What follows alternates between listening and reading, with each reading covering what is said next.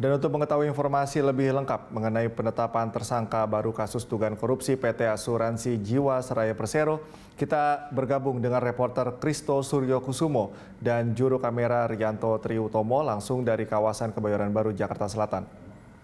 Kristo, apakah sudah ada pengumuman terbaru, perkembangan terkini dari penetapan status tersangka di kasus korupsi PT Jiwasraya?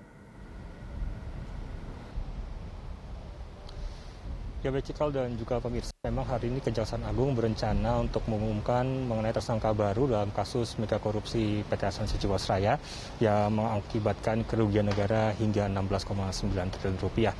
Namun berdasarkan pantauan kami dari pagi hari tadi hingga siang hari ini, masih belum ada keterangan lebih lanjut dari pihak Kejaksaan Agung mengenai penetapan dari tersangka baru ini.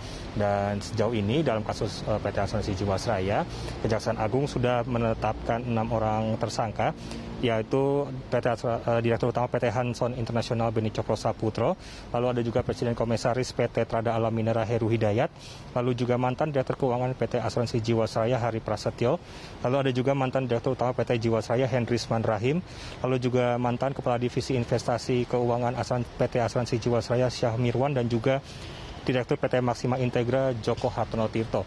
Namun 6 tersangka tersebut sudah menjalani 3 kali persidangan, dan juga dalam kasus ini Jaksa Agung Sanitiar Burhanuddin mengatakan bahwa PT Asuransi Jiwasraya diduga melanggar prinsip kehati-hatian dalam berinvestasi melalui investasi pada aset dengan resiko tinggi untuk mengejar high return. Selain itu, PT Asuransi Jiwasraya juga telah mendapatkan saham sebanyak 22,4%, di mana saham tersebut senilai 5,7 triliun rupiah dari aset finansial, di mana jumlah tersebut 5% dana tersebut ditempatkan dalam saham perusahaan dengan kinerja baik ataupun LQ45, dan 95% dana sisanya ditempatkan di saham yang kinerja buruk. Selain itu juga PT Asuransi Jiwasraya mendapatkan reksadana 59,1% dengan nilai mencapai 14,9 triliun dari aset finansial, di mana dari jumlah tersebut hanya 2% saja ini yang dikelola oleh manajer investasi dengan kinerja baik, dan 98% sisanya dikelola dengan manajer investasi dengan kinerja buruk. Dan akibat dari sejumlah kebijakan yang dilakukan oleh PT Asuransi Jiwasraya tersebut menyebabkan potensi kerugian negara kurang lebih hampir mencapai 16,9 triliun rupiah. Dan juga hingga saat ini memang dari Kejaksaan Agung telah memeriksa ratusan saksi terkait dengan kasus korupsi PT Asuransi Jiwasraya ini, dan saksi ini berasal dari berbagai latar belakang, mulai dari pihak Jiwasraya itu sendiri, lalu juga ada pihak swasta yang terlibat, dan juga sejumlah pihak lainnya.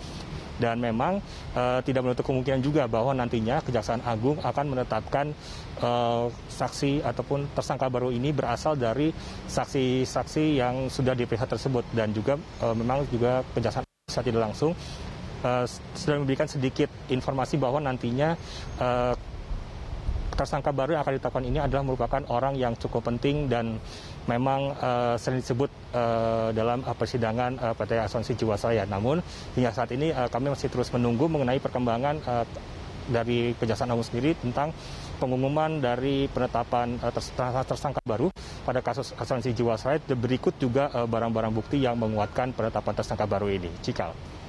Sudah ada clue yang disampaikan oleh pihak Kejagung mengenai siapa yang akan ditetapkan sebagai tersangka baru dalam kasus korupsi Jiwasraya ini. Kita nantikan informasi selengkapnya dari Anda nanti, Kristo. Selamat bertugas kembali.